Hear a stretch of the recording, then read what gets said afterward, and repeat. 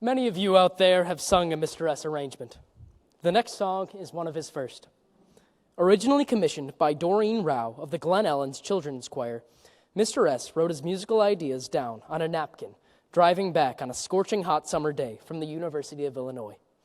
Published by Boosie and Hawkes, I'm Goin' Up a Yonder is still as popular today as it was back in 1985. Here to sing are some of the current students in our choir program.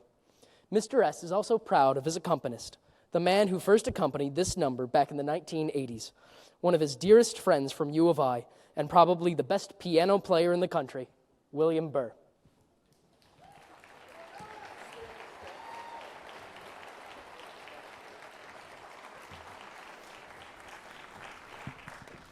I have been truly blessed to know Marty Servatka and the extended Servatka family since our days at the U of I as undergrad students, where we bonded over our discovery of the high-lows and shared the tutelage of an incredibly influential man in both of our lives, Mr. William W. Olson, the director of the varsity men's and women's glee clubs.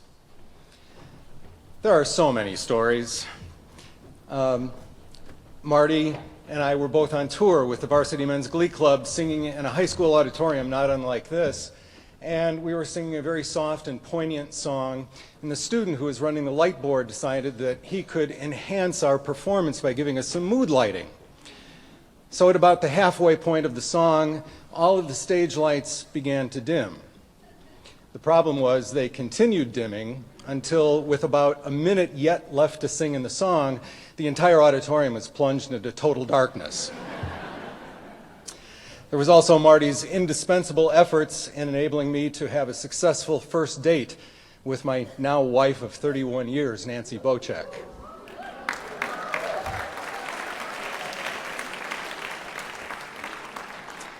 It's all his fault. And of course, we couldn't forget the shared ride in the back seat of a University of Illinois police car.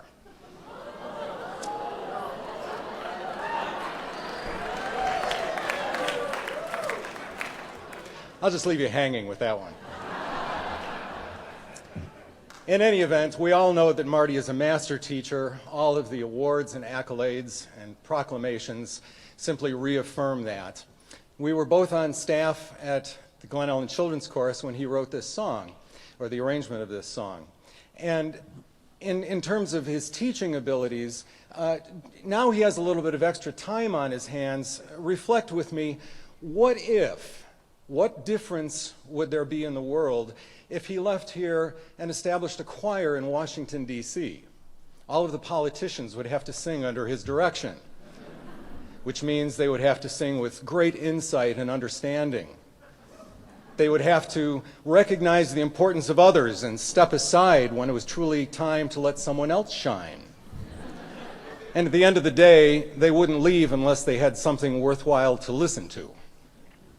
In any event, this song, it was alluded to being written on a napkin. This is true. The origins of it are really quite varied. They've taken on a life of their own. You'll have to talk to Marty directly to find the definitive answer as to how it was written.